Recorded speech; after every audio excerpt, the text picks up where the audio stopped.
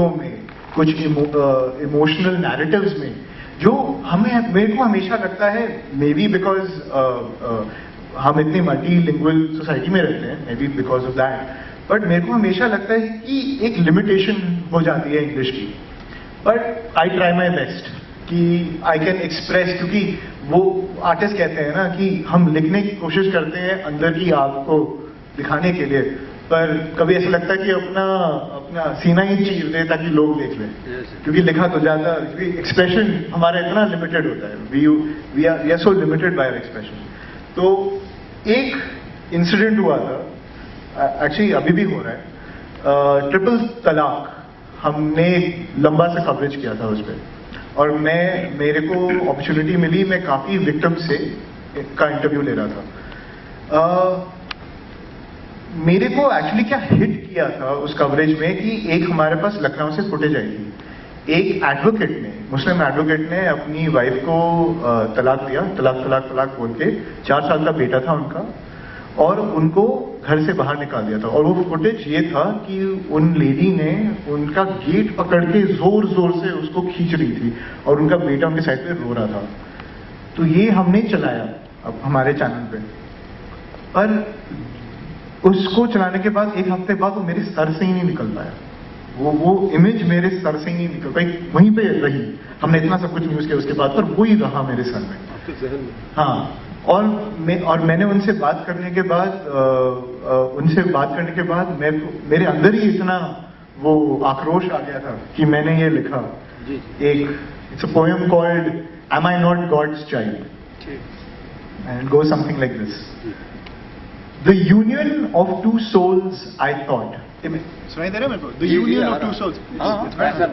ऐसा बेटर है ना? ठीक है। The union of two souls, I thought. A home for new love and life, I always sought. Hoping for happiness, was I naive? He said it was God's decree. He could abandon me and leave. Discarded, forgotten. A shroud of shame they wrap around me. Do you think the prophet would grieve?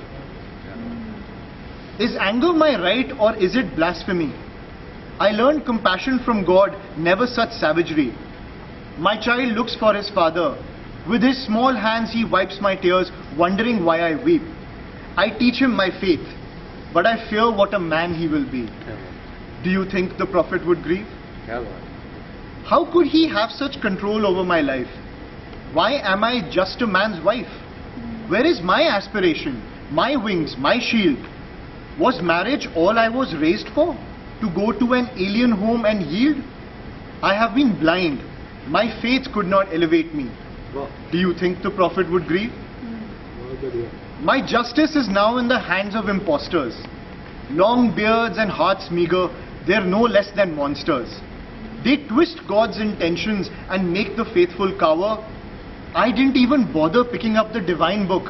I gave them this power. Greed, misogyny and apathy wrapped in holy tapestry. Do you think the prophet would grieve? There is no real sanctuary for me. There is a roof, but not a home to live free. Faith wielded by the unkind, my apathy too is my bane. They may hope, but I will just be another number, another name. No salvation from the God I love. I decay painfully. Do you think the prophet would grieve? Thank you. One thing which struck out of the entire experience was that she herself was telling me कि मेरे को पता ही नहीं है कि कुरान में लिखा क्या है, और इन सबको, और ये सब ये कहते हैं इन्होंने पढ़ा है, और ये वो बोलते रहते कि ये लॉ है, ये लॉ है, ये लॉ है। मैंने पढ़ा ही नहीं, इसलिए मैं उनको चैलेंज ही नहीं कर सकती हूँ कि ये अनइस्लामिक है। So that also filtered into the writing ki there is this apathy amongst the community itself ki they don't arm themselves with the scripture. So that's what I wanted to bring out as well from this poem. So I hope you thank you very much. छोटी सी बात कह सकती हूँ। अक्सर यही होता है, मैं जब ऐसी पावरफुल कविताएं सुनती हूँ, मुझे थोड़ा सा जो शिकवा रह जाता है वो ये हो जाता है कि हम ऐसी कविताएं फर्स्ट पर्सन में लिखते हैं।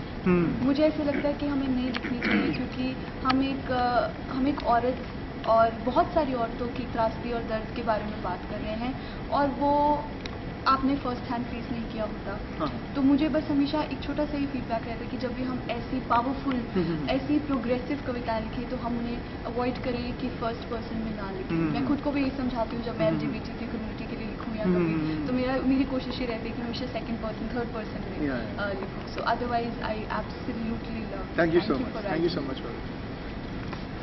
And now Lalit sir.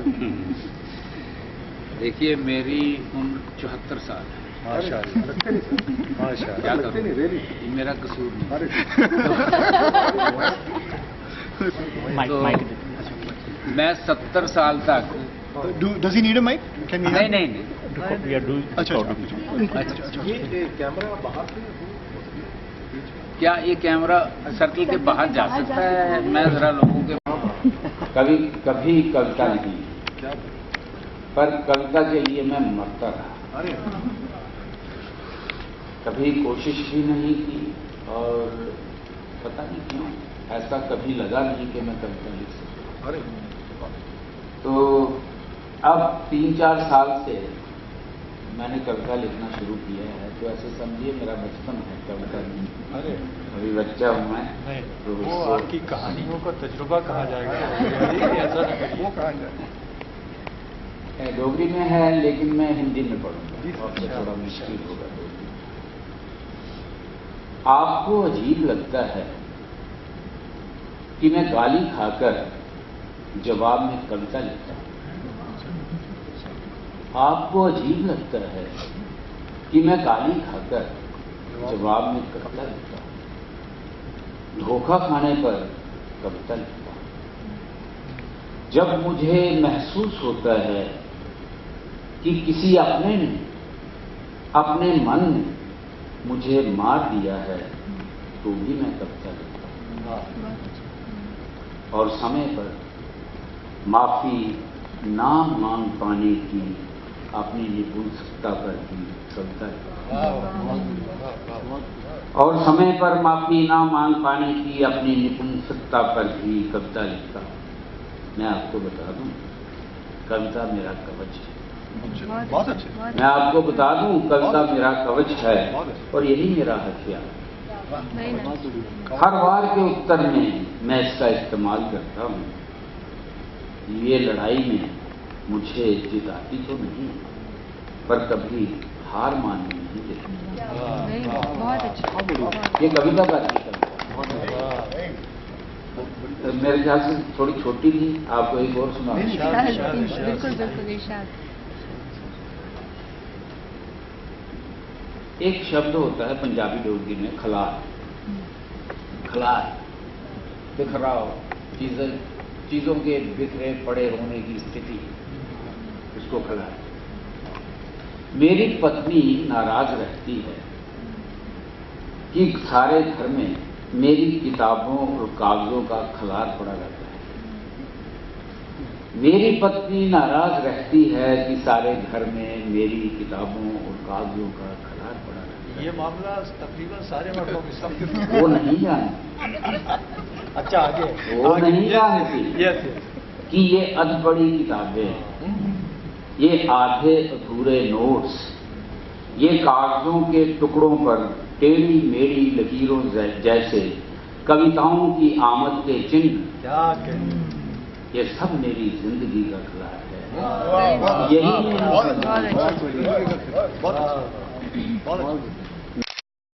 पर ये सब कुछ किसी रद्दी वाले ने ऐसे समेट लपेट के ले जाना है, जैसे वक्त का बूढ़ा कबाड़ी अपनी पीठ पर लटकी हुई मैली गठरी में बीती जिंदगियां लेकर चलता रहता है।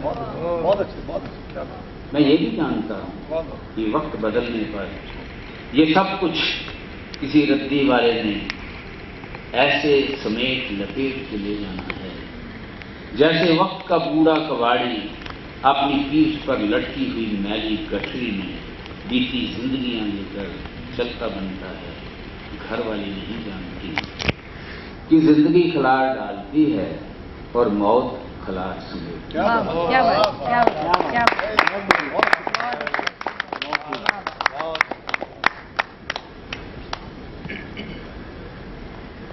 काट कर। ये वैसे ही बहुत लाउड है, थिएटर आर्टिस्ट है ना। बंद कर दो, आई थिंक रिकॉर्ड हो जाएगा फिर। तो मेरा नाम शिवम ढल है। मैं लगभग 22 सालों का हो चुका हूँ। जुलाई में हो जाऊंगा। और पहला सर्कल आखिर में पहुंचा है, तो मैं जान चुका हूँ कि उम्र हो, तजुर्बा या फिर काबिलियत, मैं बहुत छोटा हूँ अभी। तो मैं 5 सालों से यहाँ चंडीगढ़ में थिएटर कर रहा हूँ और स्क्रिप्ट्स लिखता हूँ उसके अलावा, और शायरी भी चल रही है साथ साथ ही। तो वैसे गज़ल भी लिखता हूँ, कविता भी लिखता हूँ। तो पहले गज़ल सुनाऊंगा। बहर के बारे में ज़्यादा नहीं पता मुझे अभी। कि खजाने तक जाने के हमको नक्शे दिए होते हैं, खजाने तक जाने के हमको नक्शे दिए होते, या जेब में कुछ ज्यादा ही सिक्के दिए होते हैं। खजाने तक जाने के हमको नक्शे दिए होते, या जेब में कुछ ज्यादा ही सिक्के दिए होते। पहुंचा देता इस गजल को मैं ही मक्ते तक, पहुंचा देता इस गजल को मैं ही मक्ते तक। एक दो अगर तूने भी मिसरे दिए होते, एक दो अगर तूने भी मिसरे दिए होते। खिजा को भी यही शिकायत है इंसानों से, खिजा को भी यही शिकायत है इंसानों से। उसके लिए ही पेड़ कुछ उगने दिए होते। लौटा देता मैं भी तेरे दिए हुए तोहफे, लौटा देता मैं भी तेरे दिए हुए तोहफे। तूने काश मुझे भी कुछ तोहफे दिए होते। लौटा देता मैं भी तेरे दिए हुए तोहफे, तूने काश मुझे भी कुछ तोहफे दिए होते। चाहता था मरे सब वाइज, रोका क्यों तुमने। खुदा कह रहा है कि चाहता था मरे सब वाइज, रोका क्यों तुमने। लड़ रहे थे तुमको क्या लड़ने दिए होते, लड़ रहे थे तुमको क्या लड़ने दिए होते। रोशनी से तुमको भी तो प्यार था शिवम, रोशनी से तुमको भी तो प्यार था शिवम। कुछ चिराग बुझाते कुछ जलने दिए होते। देखिए जलने दिए, जलने दिए, दिए जलने, ये दोनों लफ्ज अपने आप में शानदार मानी। दिए खुद जलता है, और जलने में भी रोशनी। जलने दिए कहिए या दिए जलने कहिए। देखिए मैं यही बात कह रहा था ना शुरू कि आपकी भावनाओं को शब्द मिलते हैं, लेकिन शब्दों की एक अपनी सुंदरता भाषा होती है। बिल्कुल। जब वो भावनाओं की लय के साथ शब्दों की लय और सुंदरता, ये दिए और जलने, ये चीजें जब उसके साथ मिलती हैं ना, तो उसमें कोई अजीब सा स्पार्क सी पैदा होती है, चमत्कार सा पैदा होता है। वहाँ पे काफी की गुंजाइश भी है। बिल्कुल काफी की गुंजाइश है। हाँ हाँ वो तो है। अब आप देखिए दूसरा राउंड अगर आप समझती हैं, आप बताएं, कर सकते हैं एक राउंड हम और कर सकते हैं राउंड। हाँ, अगर हम 5 बजे तक रैप अप कर लें तो ठीक है। ये है 5 तक नहीं, 5 का इन्होंने टाइम दे रखा है।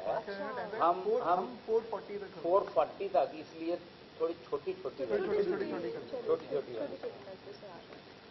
तो हाल ही में लिखी है ये हमने, मैं 10 स्टेजेस ऑफ जेनोसाइड पढ़ रही थी, और फिर खबरों में जो कम्युनल वायलेंस आजकल देश में देखने को मिल रही है, तो उसको जहन में रखते हुए ये कविता लिखी थी। खुली नज़्म है। पहले वो तुमसे कहेंगे कि हम हैं, पहले वो तुमसे कहेंगे कि हम हैं, वो तो वो है जो हमसे कम। पहले वो तुमसे कहेंगे कि हम हैं, और वो तो वो है जो हमसे कम है। कहेंगे कि हम मोमिन हैं, वो काफिर। कहेंगे हम मोमिन हैं, वो काफिर। हम हकीकी है, वो कुफ्र तोड़ते हैं। कहेंगे हम मोमिन हैं, वो काफिर हैं। हम हकीकी हैं, वो कुफ्र तोड़ते हैं। फिर कहेंगे हमारा उनसे कोई लेना देना हो ही नहीं सकता। फिर रेखाएं दरमियान में हायल की जाएंगे। कहेंगे तुम वहां नहीं जाओगे, और वो वो तो यहाँ आ ही नहीं सकते। कहेंगे कि तुम वहाँ नहीं जाओगे और वो तो यहाँ आ ही नहीं सकते। फिर उन सरहदों पर खड़े होकर तुम उनकी बेटियों के जिस्मों को अपना मैदान बनाओगे और खौफ का, ताकत का खेल रचाओगे। उनके बेटों के बदन को छलनी करने पर तुम वाहवाही, तसल्ली और इनाम पाओगे। बहुत बढ़िया लिखा है। फिर उन सरहदों पर खड़े होकर तुम उनकी बेटियों के जिस्मों को अपना मैदान बनाओगे, खौफ का, ताकत का खेल रचाओगे। उनके बेटों के बदन को छलनी करने पर तुम्हें वाहवाही, तसल्ली और इनाम पाओगे। तुम्हारे एक हाथ को हुक्म होगा कि आंदोलन चलाओ। तुम्हारे एक हाथ को हुक्म होगा कि आंदोलन चलाओ, पानी बचाओ, पेड़ लगाओ, सारा सामान भारत में बनाओ। और तुम्हारे दूसरे हाथ से बस्तर को जलाया जाएगा, टूटीकुरिन को सताया जाएगा, कठुआ उन्नाव को मिटाया जाएगा।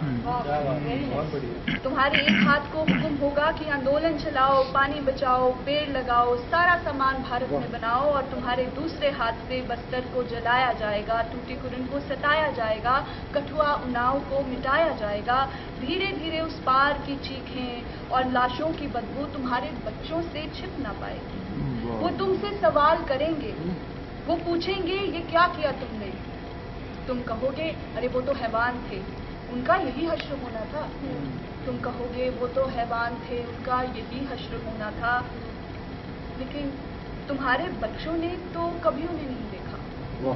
तुम्हारे बच्चों ने तो कभी उन्हें नहीं देखा। पर जब तुम उनके घर जला रहे थे, आबरू लूट रहे थे, जर्रा बजर्रा उन्हें खाक में मिला रहे थे, तब तुम्हारे बच्चों ने तुम्हें देखा। क्या बात है। तुम्हारे बच्चों ने कभी उन्हें नहीं देखा। पर जब तुम उनके घर जला रहे थे, आबरू लूट रहे थे, जर्रा बजर्रा उन्हें खाक में मिला रहे थे, तब तुम्हारे बच्चों ने तुम्हें देखा है। और वो जान गए हैं कि हैवानियत किसे कहते हैं और हैवानियत का हश्र तुम खुद ही। क्या बात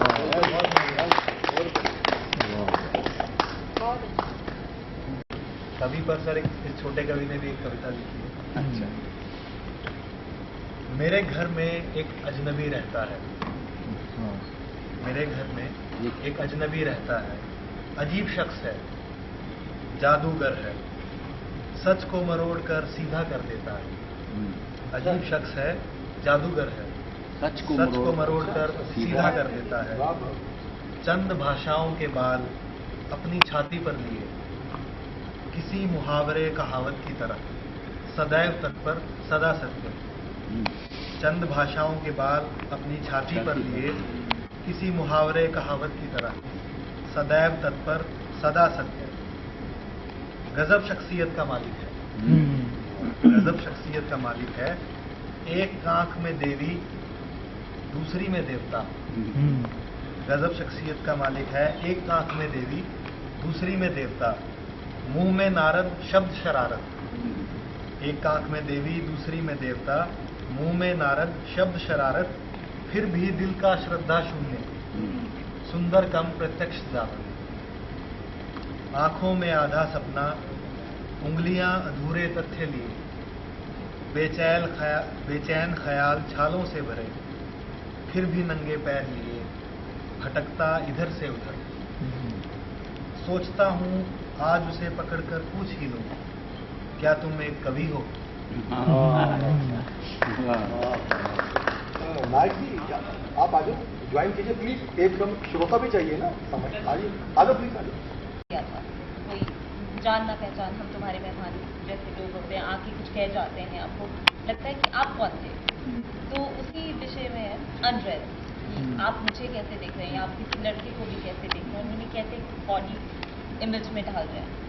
undress, o please undress me, I haven't been appreciated before, my matter is your playground. Oh no, I'm not a person, I'm your fragmented fantasy. My enlarged curved stare, a pleasure only for you, a monthly soul, painful torment to me. How can my freckled shoulders be innocent? Aren't exposing beauty bones? This is enticing for sure, but this worries my mom. Not proud to catch your attention. For her sensibility, it's worry feeding on me. You think my cellulite should be shaved. You find it frustrating to trade the uneven fatty club. Maybe starving of resources shouldn't be a reason. A holy self-sacrifice done only for your love. ये अच्छा था. This exists in your poem? Yeah, no, In what? I'm just giving you a reference. Yes, yes. Yeah. But why not to indicate it in the poem also? You think my cellulite should be shaved. You find it frustrating to train the uneven fatty clump. Maybe starving of resources shouldn't be the reason. A holy self-sacrifice did only for your love. Tell me, how would you prefer my hair to be? Open for you to slide them aside, tied for an easy to an engraving bite. Correct me if my movements trouble you. You want me to follow, jiggle my bust, sway my booty while I walk. What would you want it to be? Should I care at all for your look, prick, stare? With every gaze, you make me stand bare.